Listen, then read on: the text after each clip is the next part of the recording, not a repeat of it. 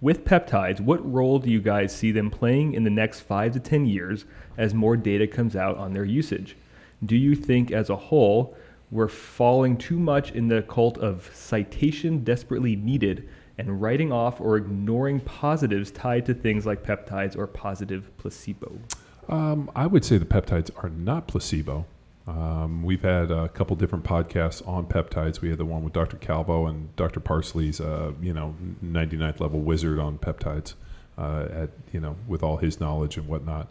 But I really believe that we're going to see some really interesting, not only healing, health, and performance type stuff coming out of peptides. I mean, just the effect. I took BPC 157 during my shoulder injury when I was coming back from my shoulder surgery. And the effects in my shoulder were dramatically better than what the surgeon ever expected. Now, I don't know if I would have gotten those same results without it, but I wasn't willing to take a chance. I mean, if there was something, and I had the BPC, I think it's body protecting compound, actually helps with inflammation and has been very beneficial and shown to heal soft tissue injuries, and it's been pretty good. Yeah, it's like a risk-reward ratio, Yeah. right? Like you weren't willing to go without that benefit. And there was no harm in doing so either, right? So why not? The other one, too, is there's some really interesting secretagogues for growth hormone. So in the past, when they were prescribing exogenous growth hormone, people were developing antibodies against it, and then actually to the point where your body was, forming some autoimmune issues against growth hormone.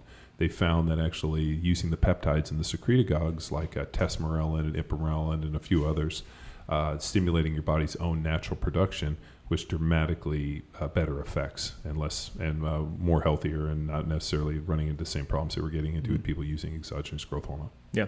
I think before we get any deeper into all this peptide talk too, it'd be good to just explain maybe what they are in general, right? Peptides are just protein chains. Yeah. And what they've done is they've figured out through some pretty extensive research and testing, and they have a ton of stuff, that the different chains and different proteins have different effects on the body.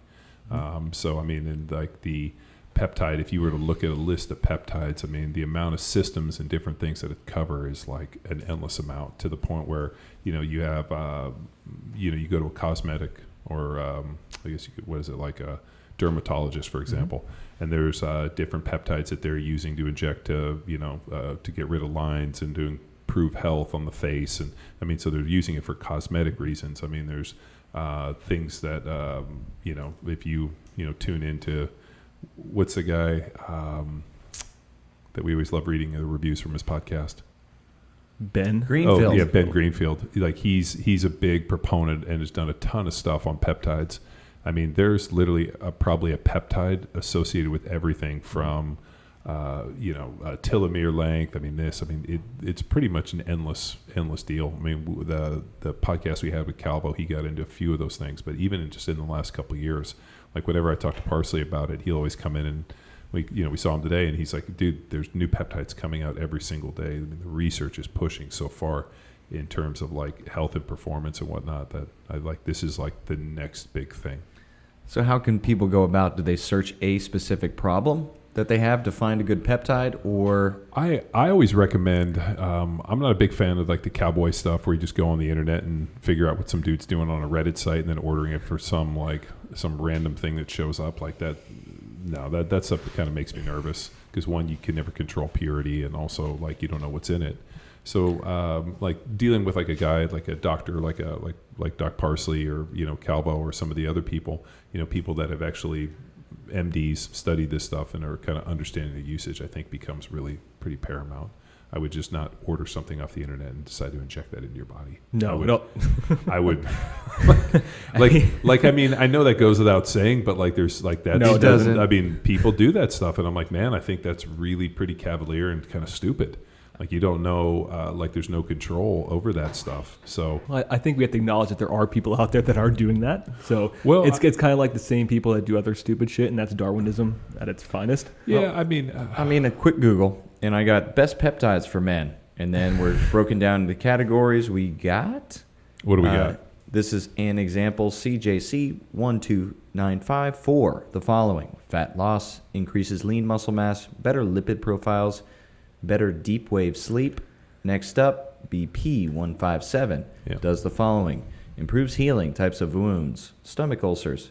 So, like, Yeah, well, I mean, this Derek, is a listicle of 3. yeah, I and mean, then- Derek was talking about using it for his wound healing. It was actually when I had my shoulder surgery. I reached out to Derek, and he's like, "Hey, this worked really well in terms of healing up faster from like what he had going on."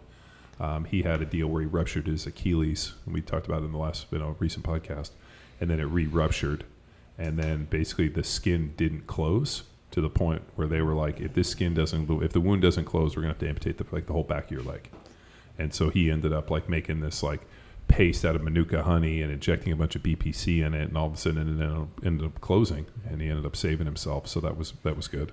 Yeah, But- and his doctor, it was pretty funny. Like, curious, Yeah. what'd you do? Because I couldn't prescribe that for you ever, but it's good to know that Yeah, it can you works. write that down? Yeah. Because I guess like one of the largest drains on healthcare is like wounds that don't heal, which I was not aware of. But just going through some of the ancillary stuff, and not to say I'm an expert in any peptides, but what I tend to do is I defer to people that are smarter than me on a lot of this stuff. But whenever I read any of the research on any of the peptides, because they always do have some like clinical research where they've tested it on rat models and whatnot, you always have to go back and try to figure out like, okay, what's the dosage they got where you saw this effect? Now what's the dosage you're selling? So a lot of times, like, case in point, it'd be like, hey, if you drank 3 beers that are 10% alcohol, right, which is kind of high. Damn. I want that beer. Right, you're going to be smashed, right? Okay, but alcohol, so this beer gets you hammered, and then all of a sudden you're just selling like people a bunch of like 1% near beers of that same deal. And it's like, well, how many of these do I have to drink to find that same thing for 3 beers?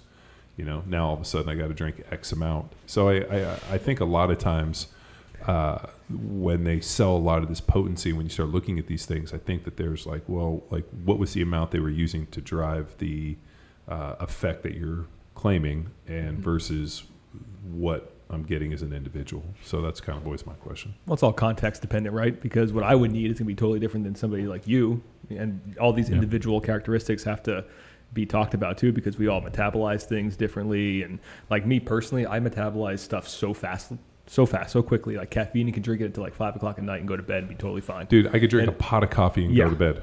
Yeah. Zero problem with it.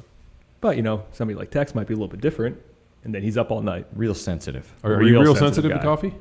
Not as sensitive as Mr. Luke Summers, but Well, you know what? Like 2 years ago, he had a cup of coffee, and he's still up complaining about it somewhere. He's like, I shouldn't have had that coffee 2 years ago. Like, the dude doesn't metabolize that stuff at all. Freight train and I'm right on track. I'm smoking.